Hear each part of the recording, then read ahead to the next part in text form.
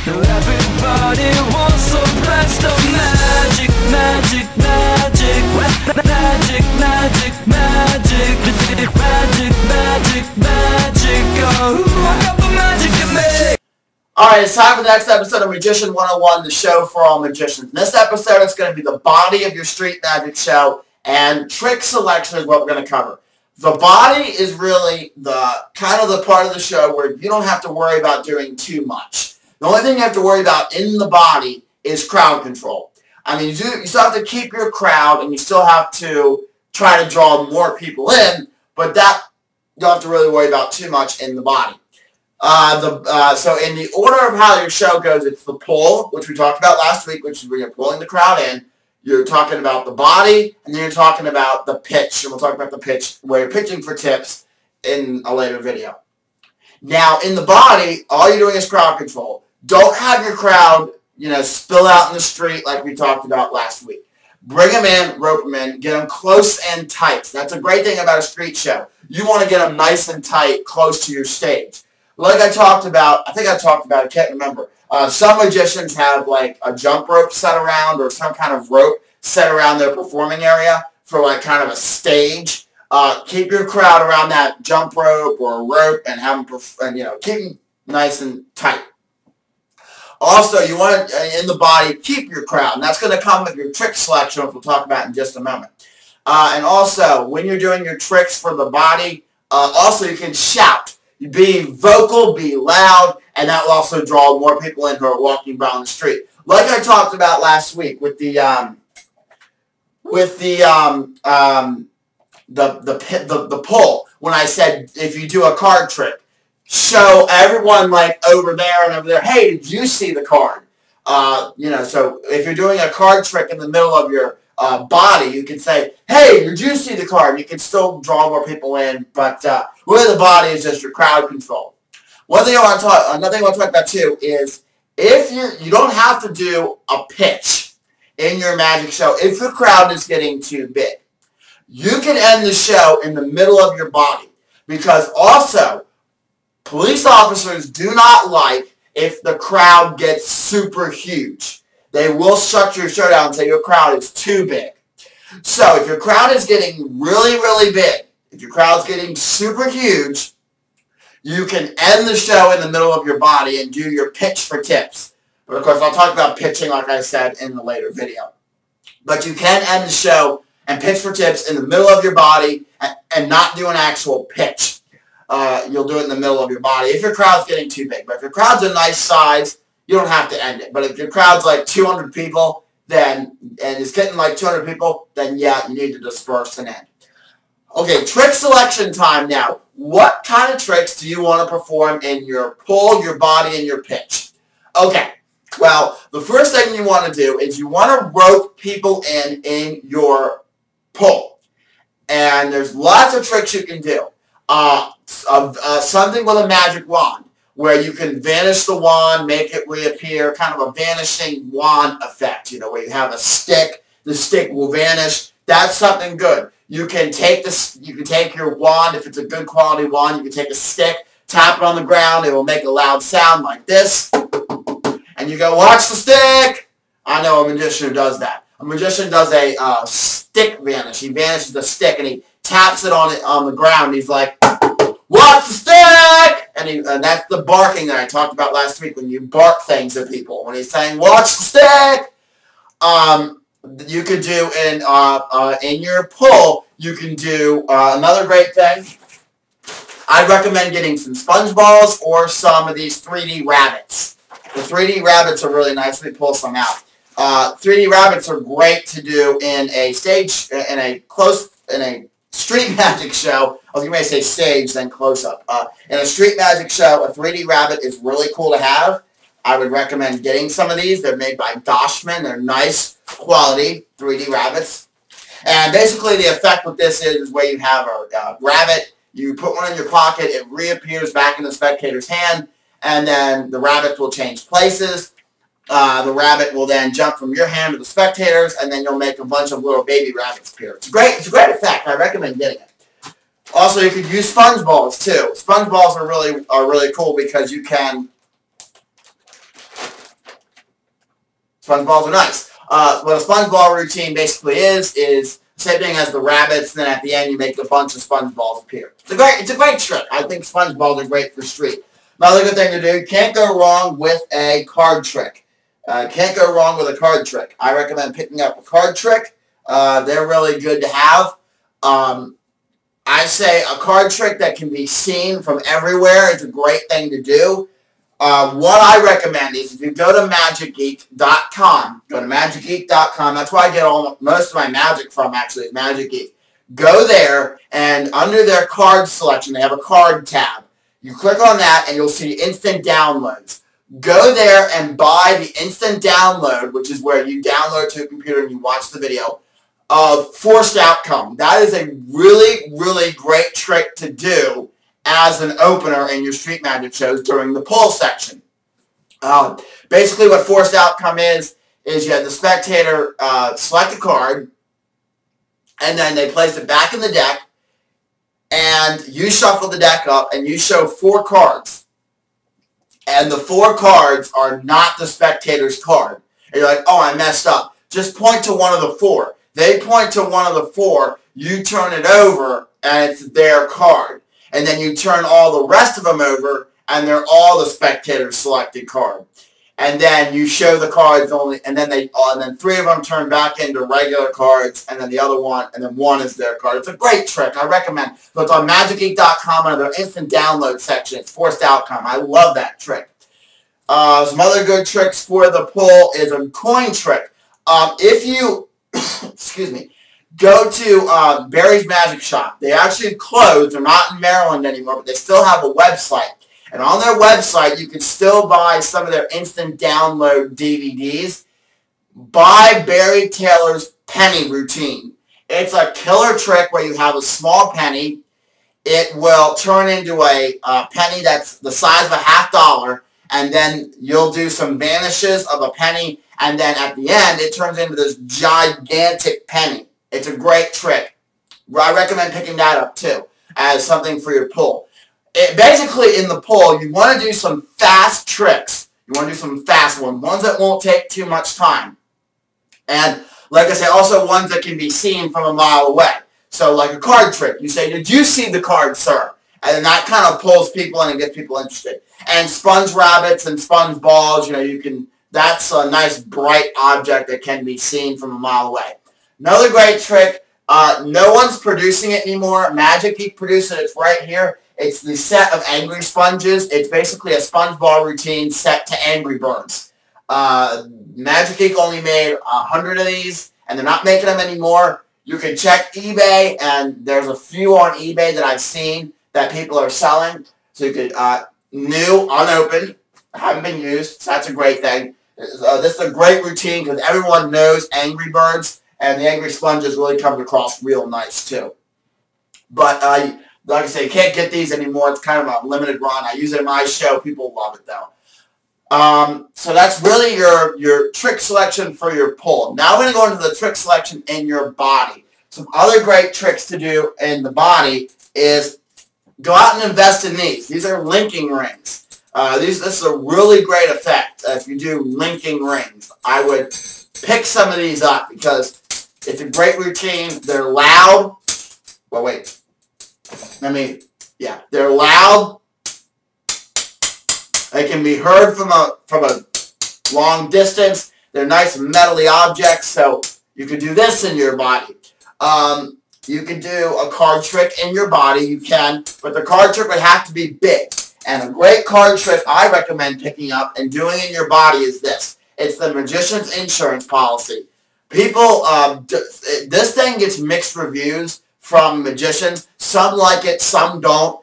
I love this thing. It's filled with gags and stuff. The whole premise of this trick is where you have the spectator select a card, and you try to find it. It's not right. You open this guy up, and then there's a bunch of conditions of the policy, like this policy does not cover enemy attacked by an armed audience. Oh, wait, we all have arms, so it must be armed.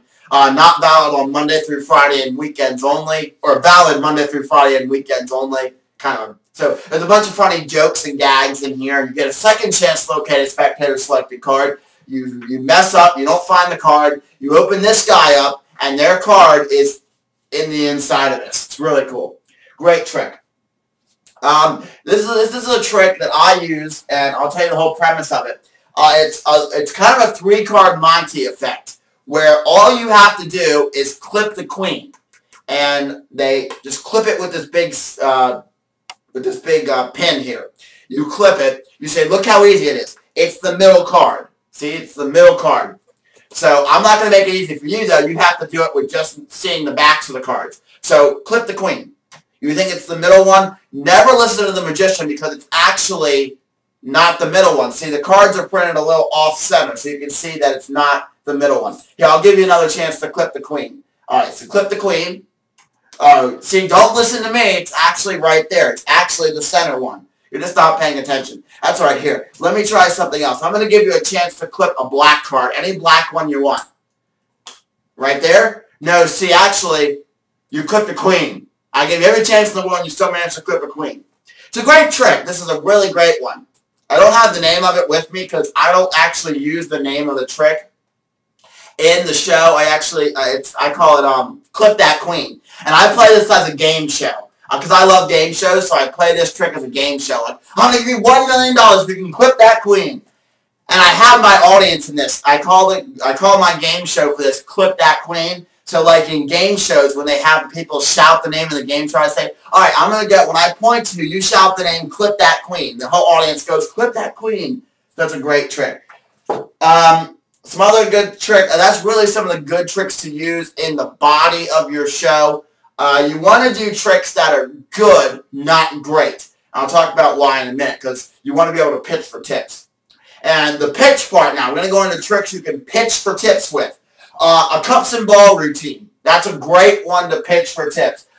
There's a cup and ball routine that most magicians use where they will do a standard cup and ball routine, and they'll make lemons or limes or something appear from under all the cups. And then at the end, they usually are wearing a hat, and let's say they're doing oranges. They'll make little teeny oranges appear underneath all their cups, and then they'll have their hat, they'll put it on the table, they'll lift their hat up, and there'll be a gigantic orange underneath the hat. And then you're in the prime position to take your hat and pass it around for tips. Another good thing to do, another great trick to do for street magic. This is actually one that people don't think of to use on the street. And when I first started doing street magic, I was like, why would I use this on the street? But it actually works, and I've used it a couple times on the street. It's this guy. A straitjacket. Now, you're going to say to yourself, why use a straitjacket on the street? You know, Harry Houdini did his straitjacket escapes on the street. There was one straitjacket escape Houdini did. He hung upside down, and it was on the street. He was suspended by a crane in the middle of a street. So he did straitjacket escapes on the street. And really, honestly, if you do straitjackets on the street, it brings to life an art form that people don't think about too much, which is escape tricks. Another great trick is one put out by Magic Geek. I would recommend this for your street magic shows. It uses 3 ropes, and it's called frayed knot. I can't go into what frayed knot is because it's kind of a long, drawn-out trick where there's a lot of phases to it. So go look it up, those. Frayed knot by Magic Geek. It's a great kind of closer for your street magic shows. I use this in all my shows now. As soon as I got this trick, I'm like, this is a killer trick. I use it in all my shows. So it's Frayed Knot by Chris Ballinger and Magic Geek. Go check it out. It's a great ending to your show. But and also Frayed Knot, there's a handling on Frayed Knot where you can actually in the prime position to pass out your tips or try to pitch for tips. Another great trick is doing a trick. I don't think I have it. I don't have it in my case. But it's a trick where get a jumbo playing card and do a card trick. There's a card trick where you can have the spectator choose a card. You can't find it, and you say, I'm sorry I messed the trick up. But, you know, I was always told to keep a good trick under my hat. And then you have this jumbo playing card, and it's underneath your hat. it's a really cool thing because then you're in the prime position to pass out your, to pitch for tips. Basically, I'll say one more thing before I close. When you pick your tricks for in your pitch portion, you really want to pick a trick that is something that will get you into a prime position to pass the hat for tips. So if you do a card trick, involve your pitch hat in the trick somehow. Frayed knot. There's a way that you can end frayed knot where you can put the ropes in the hat and you are holding on to the hat and you can pitch for tips. Like I said, cups and balls. There's a routine where there's a large fruit that appears under the hat. You can lift up your hat and boom, you're in a prime position to pass the hat for tips. So in the pitch section, I recommend anything that you can pass the hat. Where'd it go? Straight jacket. That's the only thing you're not in a prime position. But you could wear a hat when you do your escape, and as you're struggling, you could reach one arm out, take off your hat, and start passing it around. That's something you can do too. One other thing I do want to mention about the straight jacket, which I should have done before I threw it over here. When you do the straight jacket, don't do a straight jacket escape regularly. Don't have somebody lock you up in this and just go like this and escape. You want to make it entertaining. Chris Ballinger has a routine. He says he will not put it out right now because it's a specially made straight jacket for what he does. But I don't know if I'm allowed to say that. I'm sure I am. He wraps himself up in a straight jacket, and at the end, he pulls a bowling ball out of it. He pulls a bowling ball out of his straight jacket. So what's really cool about straight jackets, too, is you can load these straight jackets up with props. I pull a rubber chicken out of the straight jacket, and I use the line where I say, man, I'm having a tough time struggling out of this. I can't really escape out of this thing. This might not be helping me, and I pull out a rubber chicken, plop it to the ground, and people are just like, okay. It gets a laugh. It really does. It gets a laugh. It seems kind of corny, I know, but it gets a laugh. Stay. Okay, so that's it for trick selection. I'll go over the tricks one more time. Not the tricks. I'll go over the selection of tricks. For the pull, you want to do something, like I say, that's quick, fast, and gets everyone involved. People just walking by can get involved, like having somebody look at a card or something. In the body, you want to do tricks that, one other thing about the body. Good thing I remembered about this. I would do, the great thing about Street Magic Show, it's a great time to practice your material. So, what you can do is sandwich your trick you're just practicing in between two solid tricks. What I mean by that is, let's say you are practicing a trick that uses a dollar bill or something. You're changing the dollar bill, and you want to practice that. Do a really good trick that you really know how to do on this side of it, and on this side of it do another trick you really know how to do, and sandwich your trick that you're just learning in between. And that's good practice, because people will say, because you can say, oh, I really love this next trick, and then you can say, well, I'm just really starting out with this next trick. I'm just starting to learn this. So bear with me if it's not the best. And then you do another trick and say, but this one's going to be better than the last one because this is a really great trick. I've performed this one forever, and I love this one. So perform two tricks, sandwich them in between a trick you're just starting to learn, too. That's a great tip I forgot to mention.